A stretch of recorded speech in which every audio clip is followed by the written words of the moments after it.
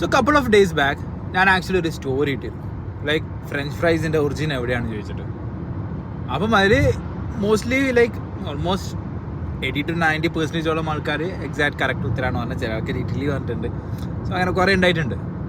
Okay, so yes, it's Belgium നിന്നാണ് French fries actually origin ഉണ്ടായത്.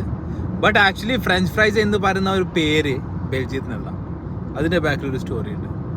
അതിന് മുന്നേ ഫ്രഞ്ച് ഫ്രൈസ് എങ്ങനെയാണ് വന്നതെന്നും കൂടി ഞാൻ പറഞ്ഞുതരാം.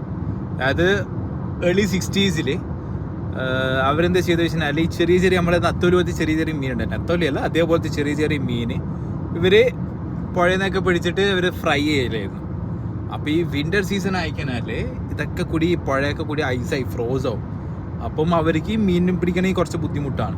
സോ അപ്പോൾ അതിനായിട്ട് സബ്സ്റ്റിറ്റ്യൂട്ട് ചെയ്ത ഒരു സാധനമാണ് പൊട്ടാറ്റോ ഫ്രൈസ്. അതായത് പൊട്ടാറ്റോനെ സ്പഡ് എന്ന് പറയുന്നത്, സ്പഡിനെ നീളത്തിൽ മുറിച്ചിട്ട് ഫ്രൈ ചെയ്യുന്ന സംഭവം. അപ്പം അതൊക്കെ കഴിഞ്ഞ് പിന്നെ ഒരു 80s സമയത്ത് വേൾഡ് വാർ I നടന്ന സമയത്ത് അമേരിക്കൻ പട്ടാളക്കാർ ബെൽജിയത്തിൽ വന്നപ്പം ഈ ബെൽജിയൻസ് ആർമി നോർമലി ഫ്രഞ്ചാണ് സംസാരിക്കാൻ. ഓക്കെ, സോ അങ്ങനെ അവരിട്ട പേരാണ്. അവർ പിന്നെ ഇവർ ഫ്രഞ്ച് സംസാരിക്കുന്നുണ്ട്, അവർ ചെയ്യാം they will be in France. അപ്പം അങ്ങനെ വന്നൊരു പേരാണ് ഫ്രഞ്ച് ഫ്രൈസ് എന്ന് പറഞ്ഞത്.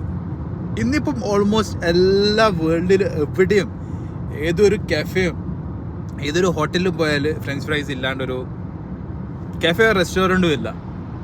അപ്പം വേൾഡിൽ തന്നെ ഏറ്റവും കൂടുതൽ ഫ്രഞ്ച് ഫ്രൈസ് ചെയ്യുന്ന കമ്പനിയുടെ പേര് ഏതാണെന്നുള്ളത് ഒന്ന് താഴത്ത് കമൻറ്റ് ചെയ്യാം.